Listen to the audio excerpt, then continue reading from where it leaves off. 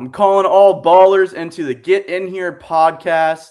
Baseball superstars of all sports, and superstars just trying to learn. I'm here with DJ Andreoli. I'm very, very, very happy to have him on this podcast. He's a dear mentor of mine, and I can't wait for everyone on here to listen and get to learn from him. First off, DJ, thank you so much for coming on.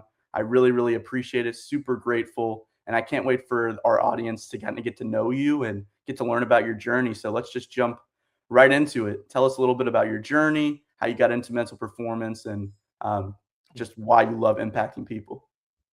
Well, Charlie, first of all, thank you. And I appreciate the invite. It's a great opportunity to connect with you and share with others. I guess my journey started in high school with some injuries. And I was really fortunate to have a great athletic trainer who not only understood how to help me physically, but also understood how to motivate me and really push me to get the best out of what I had. And that really sparked a fire in my mind that kind of just kept me going with it's such an amazing opportunity to help people who are good or even average take it up a level and get the most out of what they have. I love that. So was there a moment in your life or, career as a mental performance coach that you were just like, I'm starting to see the difference in the mental side is way more important than the physical side, or you see them as equal? I mean, it's important to have both. Obviously, if you don't have talent, you can only develop so far. But at the same time, if you have talent, it's only going to take you so far. And I started noticing that probably, well, honestly, when I think about it, I go back and I look and I see people from high school, people around me from college. And again, isn't just athletics, it's overall, where you know what they're capable of. You've seen what they can do, but for some reason, it's just not the norm for them. And pretty much that's the moment where I'm like, there's a way to get the best out of people. And it's talent is huge, but at the end of the day, talent's only going to take you so far. And what you're doing and how you think about things and your mental approach is what's going to really catapult you to the best of what you have to offer. And I think that's a great point, especially when, we're just talking about individuals and how, they're utilizing their strengths. I feel like for me, when I started to see it, it was more important when I saw there's a lot of talented athletes that I grew up with and been around on the professional side, but seeing the consistency piece, I thought was huge because there's a lot of players and athletes with a lot of talent, and then you start to see them separate themselves with the consistency in their routines. And that's when I really saw mental performance be a separator. And that's when I started to get really interested about it. Yeah, that's pretty much spot on, Charlie, to what I've seen. And over the years, that's really been probably one of the most obvious aspects is, the saying is hard work beats talent when talent's not working hard. And everybody's heard that. If not, now you have. But it really is. That is the factor that makes the difference between great performers and average performers. Absolutely. When you were getting into mental performance, did you feel like it was kind of unheard of? Because I consider you like a pioneer. This is still something that's very new, this space. So as you've seen mental performance develop now, what was it like kind of being one of those guys that was kind of in the beginning of this and getting into mental performance? You've gone through, people call it mental skills, mental conditioning, mental performance. I mean, first off, what do you call it? And tell me about what you've seen development-wise in this space. Well, I'd like to go with mental performance consulting. I really do think that's probably, and it's not just the norm from the governing body of ASP, but I think it's the best description of what we do. I think some of the others kind of shortchanges yes, there's skills, but there's so much more to it. It's helping people understand a lot about themselves and improving their awareness. I really do appreciate the pioneer comment, but I can't take that. I would say I'm second or third generation at best. I won't shout out everybody, but there's a lot of guys out there who did so much more work, just introducing the concept of mental performance out there, so that at least it was somewhat heard of when I got to it. But yes, over the years, it's expanded a lot. It's gone from being something where you knew certain groups did things here and there, certain organizations. So baseball's been a strong proponent of what we have to offer for years. But even that's expanded so much in the time from when I started at the academy to just this last year when I left. And the other thing I would say too is it's slowly getting out into other sports. So it's no longer a once in a while, or, hey, we have this guy come in or gal. It becomes oh yeah, well, we have a mental coach or we have a mental consultant. So it's getting a lot more prominent. But I would say I was lucky that a lot of people opened the doors for me and my group. But I'm happy to see that it's gone a lot further since.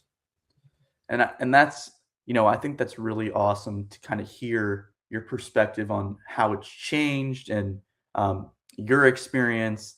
I think that it's really incredible to see the growth in this space. So you talked about, you were fortunate enough to have, doors open for you in that sense. What advice would you give to a young practitioner or someone getting into the mental performance field right now, for them to be able to capitalize and gain opportunity?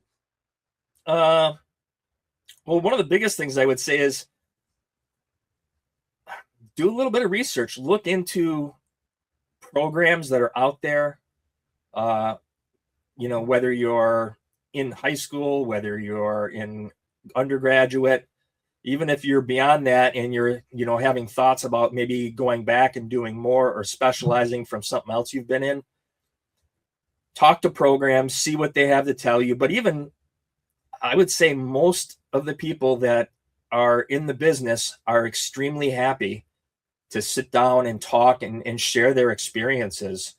Again, I know I was lucky that when I first looked into it, I didn't know anything that it was a lucrative career where people actually hired you. In fact, I had somebody come in as a guest speaker and basically say, good luck. Thankfully, they were wrong. But it starts by reaching out to people who are in the field. I know I'm not trying to plug the academy, but realistically, they are an exceptional place. And one of the reasons why is they are always, always happy to take in people and expose them to what we do on a regular basis, help connect them with other people who can really just bring out information, answer questions, and really tell them about what it takes and what it's like. And I love that. And I love what you're talking about as, I can attest to that at the academy too. It's a really good place to, if you got the opportunity to work there and get to learn, it's great. We'll get into that a little bit later on too. But just connecting with people, I really agree with DJ. If you're looking to get into this space, just connect with as many people as you can, learn about other people's experiences, learn about why they got into it. Make sure that this is something that you want to go forward in, because it's still fairly new and it's still growing. Yeah. And it's a space too where you kind of have to create your own opportunities because there's not a lot of them still. So that was kind of my next question is, how do you feel like going forward, for this next generation of mental performance coaches, how do we create more opportunity in the field?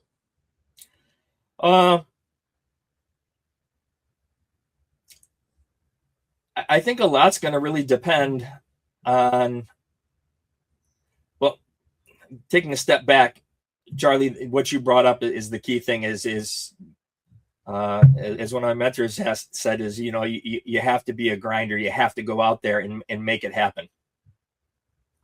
Very, very rarely is anything going to fall in your lap. And if you're lucky enough that something does fall in your lap, you better take it, run with it, and just work. That's literally probably one of the biggest aspects, I would say, about our business, that it's awesome. It's so rewarding, but it takes a lot of work and effort to become good at it and to ingratiate yourself into groups that want to have you be part of what they offer to help their athletes and other high performers. You're spot on, and I liked how you talked about the learning, and I can attest to. I believe like I've grown the most with the reps, but also having that feedback, and that was something that I really valued at the academy. And so now going into IMG a little bit, for people that have never experienced IMG, how would you describe the environment there and the standard there? You know what, Charlie? It's even from day one, it's a really special place. And so when I say day one, real quick backfeed is I was there for 17 years. I really had the opportunity to see it go from a department of 5 or 6 mental coaches that work with probably around 700 students. It was really pretty small, relatively speaking, compared to what it is now. And now 17 years later, we're probably close to, well, not we, but they're close to 11 mental coaches, a leadership staff that's well represented and developed. Nutrition staff is quadrupled. Just the whole performance aspect has grown so much. You're surrounded by people who want to learn. The staff, that is. Staff that wants to learn, wants to get better, really wants to help others get better. You could never want for anything there. The facilities are amazing, and the coaches and the staff there really value what you have to offer. So again, that's not always the case everywhere you go. Some people are a little reluctant to look at mental coaching or nutritional coaching or any of the things that the academy has to offer. It's not easy for them to say, well, they're experts in what they do. A lot of coaches will feel challenged by having that other person come in and suggest other things. And again, at the academy, I would say almost all the coaches and staff on campus are fully bought in to the programming, and it really makes for an amazing outcome for students. To, if they're hungry and they want to get better, they have everything there in front of them to push what they have to work with. And I love where you touched on everybody's there. They want to make each other better. Yeah. Not only the athletes, but the coaches, and you can feel it in that environment. The collaboration was great from my experience there, especially getting to learn from DJ. He was, for people that don't know, he was my mentor. So I got to, every single session that I had, I got to get feedback from DJ, and it really helped me grow in this space. But the team at IMG is just, not just the place itself is first class and everybody holds themselves to a high standard.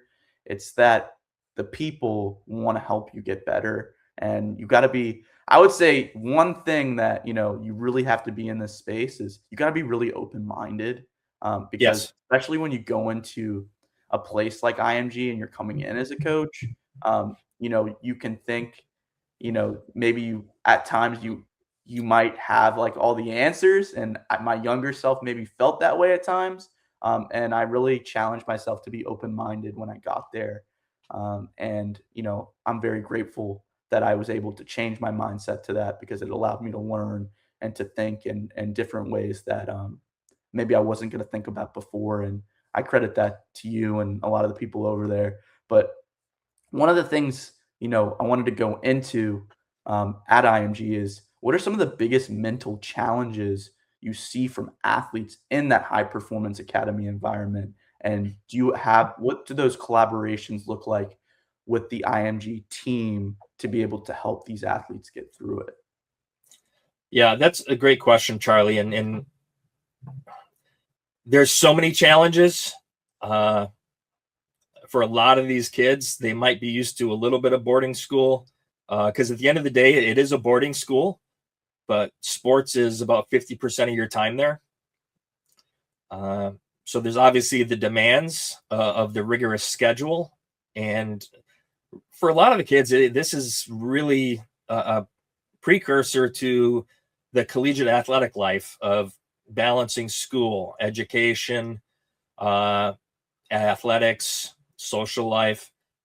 But from a performance perspective, the two things that really pop out for me, and I'm curious what you've experienced and what you've seen, but for me, the two big things is I see a lot of kids with some perfectionism in them, where their standards and what their beliefs of what they should do performance wise aren't realistic. Not from a they can't do that, but more from a they're not giving themselves any chance to make errors and learn, like you just talked about as being whatchamacallit, an up and coming mental performance coach. The other thing that kind of goes right with it is a lot of them have come from environments where they were really quite good or exceptional at what they did. And now the talent pool is a lot deeper, and the people next to them are all just as good. So it's not a matter of, oh, wow, this kid's got amazing talent. It's this kid's got amazing talent and they're able to bring it out consistently. Yeah, I think you hit it spot on. I believe like when I was over there, and getting to be around some of the teams and the campers and people that are coming there and talking to the coaches, I'd say the one thing that I learned was that perfectionism piece. People are going there, they expect to be the best, right? And I think it's a reality check for some of these athletes too. Yes. And for us as coaches, we have to make sure they're utilizing these resources. So you go to leadership, nutrition, mental performance. I think the athletes that thrive versus the athletes that are kind of having challenges. And these challenges can stem from being away from home. Yep. Not getting along with their teammates because maybe their teammates are intimidated by them. You never know the situation. But I would agree with you that most of the time it's the perfectionism and coming from somewhere where you're the best and they got to compete. And now they got to use these resources and mental performance leadership to create an edge. And I think the IMG does a really good job of, creating competition, but also having a culture that allows these athletes to not only care and support for another, but learn from the people that are around, because it's tough, it's challenging, and this is the closest thing boarding school wise at a high school level that you're going to get to professional sports that I've ever been around, that I've ever seen. And I think you can attest to that. It's pretty special, but from a mental challenge standpoint, those are the ones that really, jump off the bat to me. But also, some of them are a little, I would say some athletes, when you think you're the best and being over there, they're a little closed minded. But when you can relate to them and kind of reframe things in ways that maybe they understand that wasn't coming across the right way, you start to get that buy-in, and that's when you start to see those challenges maybe come into strengths. No, I would agree, Charlie. I think the kind of piece that you alluded to is, and I kind of even hit on it earlier, is you have a lot of athletes who've, I don't want to say been coasting, but they've been able to get by on their talent alone. And then when they come into this environment, they still have those flashes of talent, but the other kids end up surpassing them if they don't work it just as hard. And it's a rude awakening. And I've had a few kids reach out to me after they've been done and gone from the academy, and they're like, you're right. At the next levels, it's my work and my effort and my focus that really separated me or got in the way of my performance. And I think that's valuable feedback. And that also goes back to the way that you did such a great job at mental performance coaching, that you're having athletes come back and tell you, well, really appreciate you helping me in this area because now I'm seeing how later on how it's affecting me and how it's allowing me to perform at an elite level. But also, I talk about these mental skills as they're not just performance enhancing. These are skills that you can Yeah. that can help you live a better life every single day.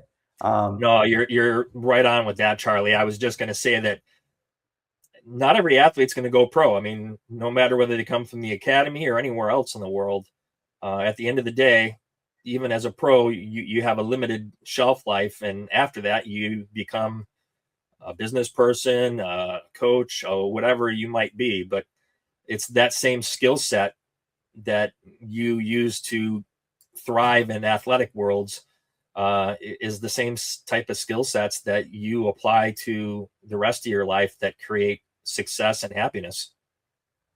Absolutely, and that's kind of a big proponent of my business and what I'm doing now is you know these aren't just performance enhancement skills. These are skills that can help you live a better life each and every day. These are skills you can take with you anywhere. They translate to so many different areas, whether it's business, whether it's your just routines, discipline, whether it's making you a better leader. So going into mental skills, if you had to pick one mental skill or two that athletes really struggle with the most today, what would you say they are? Charlie, you're killing me. Two? Only two?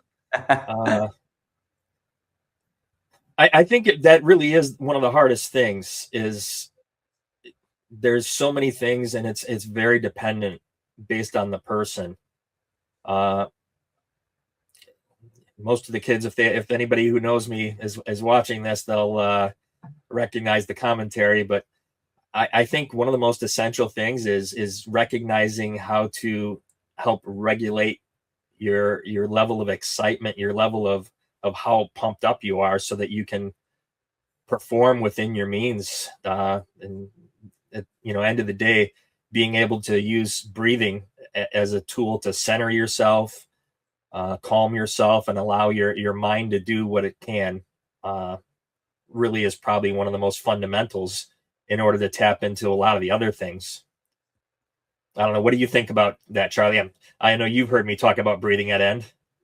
Yeah, so I was kind of thinking of along the lines of the reset. So on the same line of you as you, I think that one of the biggest mental skills that athletes struggle with today is the ability to reset. I think talent isn't rare, but the ability to control your thoughts, regulate your emotions, and move on to the next play. Um, Yep. I really think that's what separates the competitors, um, especially from good athlete to elite. And I think that's a really important tool, especially the breathing. It won't just help you in your sport, but like say you're going through something in your everyday life. I mean, the breathing will really help you stay steady and slow down. But I really liked what you're talking about regulating your emotions, because one of the things that I work with my clients and I really preach on is that steadiness, that staying even keel, that don't show whether you're feeling great or bad, staying steady. Don't rot. The emotions are coming. They're going to be there. But how are you going to stay in the moment, stay focused, and focus on what's important now to be able to stay steady, to be be able to perform at an elite level, but also to be able to not only just stay super steady, but to allow yourself to be open and play freely.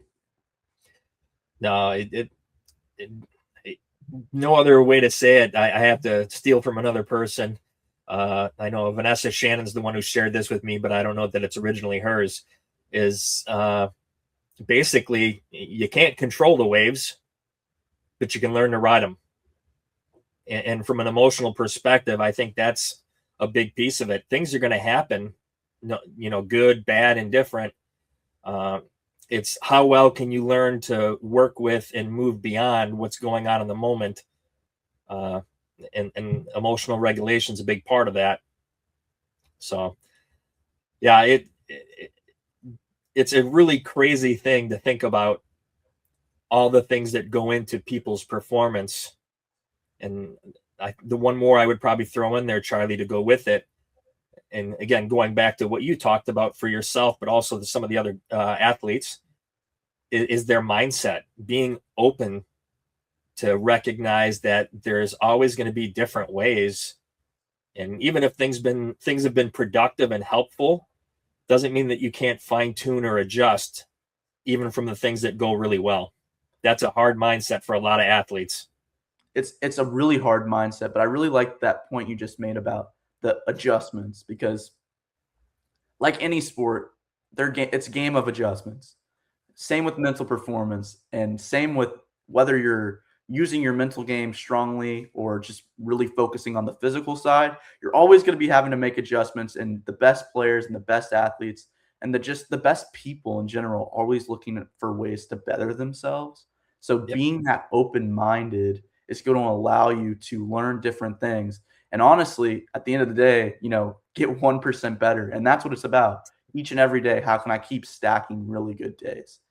So, the next thing I wanted to get into is how athletes, manage pressure when expectations are high. How do you help them manage pressure when expectations are high? This is general audiences, right? I Yes. gotta keep this PG. I think one of the biggest things, and I will clean it up from what I usually talk with my athletes about, it's nothing horrible, but I'm really big on helping athletes recognize that they're doing this for themselves. Even if you're performing for a coach or whomever, at the end of the day, you're never going to control what they think.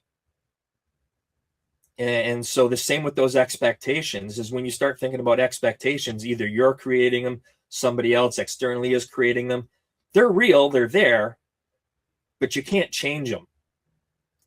So when those things happen, I do my best to get the athletes and people I work with, maybe fine, recognize them, but don't dwell. Come back to, so what does it mean? All right, well, now this is what I'm going to do. Or, okay, that's all fine and good. Right now there's a guy on third.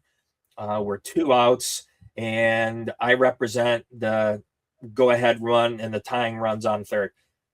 All right, well, that's all fine and good, but what does it mean for me in this moment? Because I got to bring my focus back to me, because I control that. The expectations by the fans, the team, the coach, the guy on third, doesn't matter. I still got to hit the ball. No, and I love the point you make about, it's kind of meeting them where they're at. And what I mean by that is, when I'm managing pressure for my clients and helping them manage it, I'm asking them, I'm not asking you to eliminate the pressure. I'm asking you what comes within the storm. And what I mean by that is what is going to come your way, and that this pressure is not going away. It's always going to be there. It's inevitable. So it's peeling back the layers. And I think, elite athletes don't eliminate pressure. They learn how to respond to it, right? And pressure doesn't break athletes, in my opinion. What breaks athletes is having a lack of a system that works for you. And when we don't have a system, and what I mean by a system is when you're talking about pressure, right? You need to be able to recognize it. You need to know it's inevitable, right? And how are we reframing our mind to work for us rather than against us? And then before talking about that breathing piece, that's really heavy here, because that breathing is going to allow you to stay steady. And then just finding out what works for you and executing it at a high level. So, for me, when I'm teaching that, I'm really just trying to listen to what pressure they feel like because pressure for one guy could be different kind of pressure for another guy. So making sure you're understanding what's really in that storm that they're describing to you and allowing them to gain clarity and maybe think about it in a different perspective. No, that's a great way of putting it, Charlie. And really that is the art of what we do. It's hard because not one size fits all. Breathing might be a major factor in being able to help them regulate and focus on what's important in the moment. But this guy might do it a different way, or this guy or person might do it to alleviate this aspect of the way they feel. Like that's the fun thing about what we do is once you understand the person and what's helped them in the past, sometimes they're their own best, coach. They already know what helps them. It's just being able to help them take a skill that they've used and perfected and transfer it into this kind of a situation, or remind them of what they used to do and they maybe got away from and come back to it. Like my other name drop for Juan Millon, who's another guy who came in with me the same year. Juan, good to see you. Hopefully you watch. If not, we'll send you the link. He always described it as, I'm not the pilot. I'm strictly the navigator. And so that reference is the person who's working on things, they're the pilot. At the end of the day, they choose what they do. They choose how they do it. Performance coaches like ourselves, at best, we're the navigator. We can help them learn how to navigate through these things, but it's working with what they have already. And at the end of the day, it's them. And I love that piece, because one of the next things I was going to ask you is that goes into active listening, which I think is extremely important as a coach to be successful in this space. You have to be constantly working and strengthening that skill, because I'm not trying to force feed answers down anyone's, throat or anything like that. I want to listen, give you my piece, or give you clarity so you can find it. You find the answer within yourself. And I think that's extremely important. And I love the way you brought that up as the navigator, because that couldn't be more spot on. That's the way I think of myself. I want to navigate you in the direction that you want to go in, but I want you to find the answers yourself. I'm here to navigate you, and I'm here to open up your mind. But, I think that's extremely important. So, what does confidence actually look like in an athlete today? Great question, Charlie. And because that is one of the biggest things you hear athletes asking for all the time is, I want to be more confident, or I want to be confident all the time, or I want to be confident even when things aren't going so hot. And the one thing I usually try and get them to recognize is your confidence comes from your preparation and belief in what you can do. And most athletes, I spend a lot of time on this and have over the years, is getting athletes to look beyond just their performance and start to really focus in on their preparation and their performance. The number of reps and the time and the effort that they've put into getting ready is the reason that they can step into those pressure situations. And whenever you feel prepared, you always feel much more equipped to handle whatever's in front of you.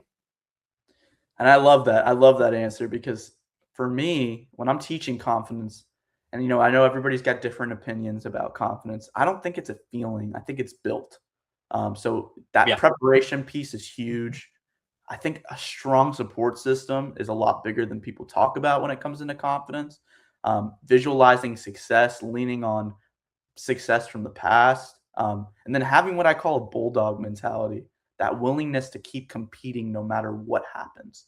That's what real confidence looks like day to day. So, and when we're talking about confidence, there's so many things that go into confidence, so many different layers within the system. But I like what you said about preparation, huge, strong support system. I think talking about your close circle, and as you keep growing in your, not only in life, but in your sport, that circle is going to get smaller and smaller, and being able to depend on those people, I think, is huge. But the visualization piece, as detailed as possible. But I like to hammer home with my clients that leaning on the past experiences of being successful, really hone in on how were you successful, what made you successful that day, really breaking it down for yourself so you can really understand what works for you. So Then the next thing is, athletes, need to bounce back from mistakes. So what separates athletes from athletes who spiral quickly than from athletes that bounce back? Uh, I think there's a little difference in everybody and how they do it. You're right. That is a key component to people's performance in higher level athletes. Is it's not how they perform when things are going great. It's how they're able to perform when things aren't as easy as they normally are. Whether it's a challenge, whether it's maybe a potential setback or a temporary failure. I would say that the key component, Charlie, is just if the athlete can not make it bigger than it really is. And some of that from the confidence perspective ties back into what I said. And it's very similar to what you were talking about too. When you talk about past successes, I see that as preparation as well. Being able to grow and improve is technically past success. And I like what you're saying about that past success, but also that preparation piece, because I believe like the difference is simple. Bounce back athletes have a system and a standard. And Yeah. elite athletes, they reset fast because they can control their thoughts and their body language and what their next action is going to be. But athletes that let it spiral, they let one mistake turn into the whole story. And that's something that I see very common. But I also see a lot of it is, and I hate saying this but I also believe that in this space, you have to be 100% honest with your client and with your athletes or whoever you're helping. And it's like, I don't want to come to your pity party. I don't want to be there for your pity party. I want to help you get out of that party. No one wants to be at that pity party. And I'm going to be 100% honest with you. This is, you're letting one thing turn into the whole story and letting everything go out of control instead of sticking to that preparation. And what goes into the preparation is having your own system and knowing what works for you and being able to practice that consistency. And that turns into a standard because you're the only one that raises your own standard. So to me, that's super important. So going off that, like, what do you think about having a system and a standard? Do you think that that's a huge difference maker for athletes that bounce back versus spiraling? I think it is, but I think a lot of that is the mindset. Kind of what you're talking about, no pity parties, and also fun. And you have to be honest with your athletes or whoever you're working with. But you've also built the trust, because that's one of the hardest things is, you know what? They're going to want to have a pity party. They're going to want to at least have somebody to listen. And that kind of goes into your part of the support group. And then this is the same thing for them in the moment, is being able to, okay, have your pity party. You got in the match or in the competition, you got all of a second and your pity party got to be done. But it's being able to say, okay, now what? And that's, and at the end of the day, that's really what performance is good, bad, or indifferent, whatever just happened. Now, what am I going to do? Right. And it goes into, how are you going to respond? And also, I always tell my athletes, how are we aligning our values with who we want to be each and every day? And that goes back to, me, when I think about it, is how do I align my values with my teaching technique and mental performance? So my next question is, how do you align your values with your teaching techniques and mental performance? Talk about habits and systems. They're very ingrained at this point. It's not easy, and it doesn't always come through. It takes a little bit of it, but I would say most people who've worked with me for at least once or twice or talked to me a little bit, my true value is I care about people. I want them to get what they want to achieve. I want to help them get where they want to be. Whether it's with my mentees, whether it's with a cohort in coaching, or when it's somebody on the staff, like at the end of the day, they're a person first. And that value allows me, once they recognize that, that allows me to do a lot because I can be honest with them. It allows me to sometimes be blunt when they're not looking to hear it. It's like, all right, well, hey, this just happened. Well, okay, that's all fine and good. How come it happened? Well, okay, then how do we move on? Because at the end of the day, you're going to do it, not me. But And I when love you care, you can do that. Yeah, and I really love what you're saying about I love impacting people, so allowing my values to do that because for me, I'm not just coaching performance. I'm coaching the person behind the player.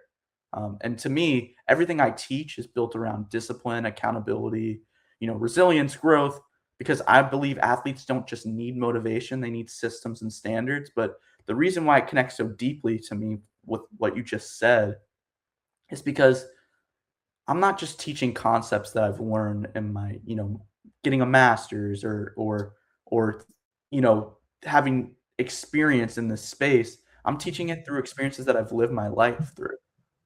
And I feel like I coach with my heart, and it's something that you do as well. Being under you like learning from you, getting to see you kind of coach with your heart as well. I feel like that's what it's about, and aligning, how can I do that at a high level? Because I feel like that's also how you gain that relatability piece with the athlete and with the person you're working with, because they can feel, when you're working with them, they're not just another person. You treat them like family, and this podcast, the reason why I made it is I want it to be very value driven. I wanted to have people on here that can relate to the same values that you know, that I believe in, but also that I put on other, like, try to give to other people, and make them see and to get that experience on their own. But you know, I, I believe that in this space, you have to be very authentic to be successful. Um, and so hearing that it's just you loved impacting people and you believe that the person is greater than the athlete. And, it always takes me back to something that I heard a really long time ago. And it's, person is greater than sport. At the end of the day, you could have the best stats in the sport, but people are going to remember you by how you treat them. Um, so, Yep. that's something that's really important to me, and I really love that you touched on that point. And I believe that there's things that athletes can do each and every day to have that kind of mindset. But so going into that, athletes, what are some things that they can implement each and every day to improve their mindset? Well, I think one of the things, Charlie, is and I'm going to take it a step further. I don't think it's just athletes. I think it's people as individual performers in our own lives. I think one of the best habits you can have, and again, it's a habit. It's something you becomes what you do daily, is be humble and be hungry. And I remember hearing that from, obviously, Taryn Morgan mentioned that, Dr. Taryn Morgan. But I remember hearing that from Trevor Moawad. And that's one of the pieces that's really stuck quite a bit is I'm not better than anybody else. And I would say there is nobody who's better than anybody else. At the end of the day, we're all individuals and we should treat each other like that. And no matter how good you're doing or no matter how great you are, treat people exceptional, treat people with care and with appreciation. And then the other part being with it is be hungry, want to get better, try and think of different ways, be open to what other people's feedback is. In, some situations, it's easier to be more open than others. I can say that, I'm not just a mental performance coach. I'm also my own client. And I would say if I wasn't, then there'd be something wrong with me, because if I'm not trying to look at my performance and reflect and think about how I can be better, then I'm not much of a coach. Yeah. Absolutely. I love that point. I also love the point of, you know, being and it comes back to that growth, be humble and hungry. Um, to me, it's, what can I implement every single day to improve my mindset? And not only do I do this for myself, but my athletes and people that I work with in general, is being intentional for the day, on purpose, with purpose. Shout out Justin Sua. That's a great one. It's something that I live by each and every day. Being very intentional with what I'm doing each and every day is going to allow me to be very successful, and focusing on, honestly, the controllables, what's important right now, and how can I win the day. Um, but I love that aspect of, it's we have to be open to getting better. You have to be open to, and more people too. Like, Yeah. we can't Last time I checked, ourselves, right? If we can't do it ourselves, then we can't teach it. So being able to practice that with ourselves, but also I love that reflection piece you talked about. How can I get better? What did I do well? What can I improve on? Because if I'm not reflecting on those things, then I'm not constantly gaining that 1% better. So I love that you talk about that. And that also ties into what I want to talk about next, is self-talk. Being positive with yourself, but self-talk isn't always just about being positive. It's about being realistic. And when I talk about being realistic, I mean meeting yourself where you're at, but also not just saying things to yourself in your head just to because someone tells you to say it. Saying it because you actually believe it. And getting to that point, acquiring that skill takes time. So how do you get an athlete or a person to take self-talk to impact themselves in a way that's not just, hey, if you talk to yourself this way, it's going to impact your performance. Getting them to really buy into that self-talk piece. that's tough, Charlie, because there's so many different ways that people grasp the topic. And obviously there's, I don't want to say differences, but there's people who've put a real emphasis into, oh, it's all got to be positive. Then there's some of the more neutral acting things recently, with like what Trevor had published in his book, and what he and Russell Wilson talk about a lot, of that neutrality of being able to look at things just for what they are, and then move forward. And that's one that I'm starting to try and kind of find my own version of it, because I like it, but I think there's other aspects to it too. But it all starts with awareness. And for me, that's the hard part to really help people understand, is you're right. You just can't program positive, positive, positive, positive, and expect everything to work out perfectly.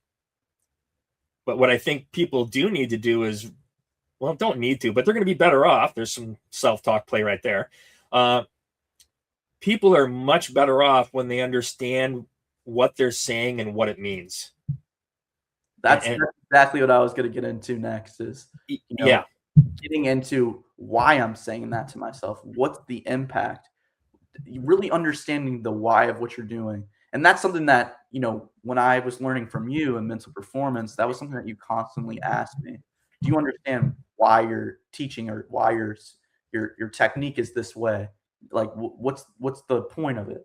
And it really goes hand in hand of what you're teaching with self-talk with an athlete, because it's important to be able to have them understand the impact and why they're doing what they're doing. Because if I don't understand what I'm doing, then I'm not going to be able to do it at a high level, and it's not going to resonate with me.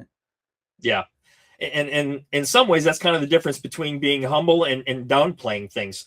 A lot of the athletes downplay the work and the little things that they're doing that lead to the results they get. And from a self-talk aspect, you have to recognize that, and this kind of goes back to preparation. Like I said, it all ties together, Charlie. If people can realize that the way that they think about things, not just self-talk, but just their mental approach to situations and what happens, it shapes how they go about things. It shapes how relaxed they are about making adjustments. The biggest thing about what Trev had, and it's very act-like, but it's the lack of judgment. And I think going back to what's the hang up for a lot of our perfectionists, it's guilt. They get so hung up on the mistake and what it means to them or what their expectations of others are and their expectations of themselves, that the way that they phrase things often have guilt, which means that their mind is between where they're at and what happened. And so it's so hard for them to move on. So from a self-talk perspective, my biggest thing is, can you realize what you're saying to yourself and what it does to you? And then are you able to then shift it to just what are the facts? The long before you were born, there was Dragnet, and it's just the facts, ma'am. and the same with your pity party aspect. It's just the facts. Okay, it didn't work. So what am I going to do? Not what it means, not how it makes me feel. It's part of it, but how quickly can you get back to just the facts? Yeah, and that, that takes some time because it's also an athlete coming to their own realization. Hey, like, yep, this is something I have to accept, and this is happening. So how am I gonna get this to work for me? It makes you think, like, you got to be in love with the process. And that was one of the next things I was going to ask you is, what's one piece of advice you would give to young athletes chasing high level sports? I can tell you mine would be, it's simple, fall in love with the process, because that's what's going to take you far. And you're going to have, if you're in love with it, it's going to be something you can depend on no matter what comes your way. But I'd love to know your take on, a piece of advice you would give young athletes chasing high level sports. Charlie, it's very similar. I don't know about falling in love with the process. You're right. For me, it's focusing on the process. That's just my phrasing, because again, I don't want to say it's just kind of the way things are nowadays, but people are so driven by results, even at young ages when results aren't as important. And again, they're usually performance results, what they're focused on, versus process results.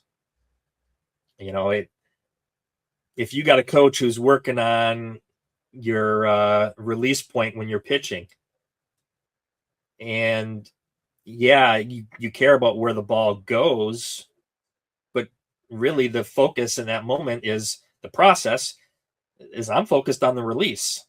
So I might not be hitting my target, but if my release is getting better and better, I'm going to get my target.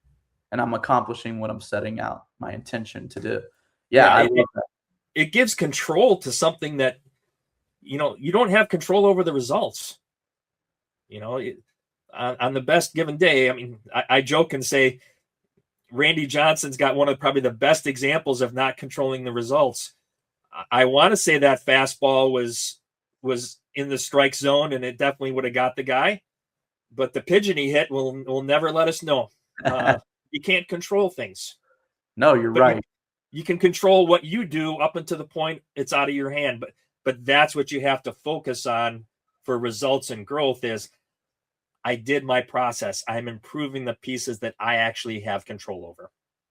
Yeah, and going into the controllables, right? It's, there's three things you can always control. It's your body language, your effort, and your preparation. Those are three things that no one can take away from you. So I love that you talked about the Randy Johnson hitting the pigeon, because sports science actually showed that it's less than a 0.1% chance that ever happen again.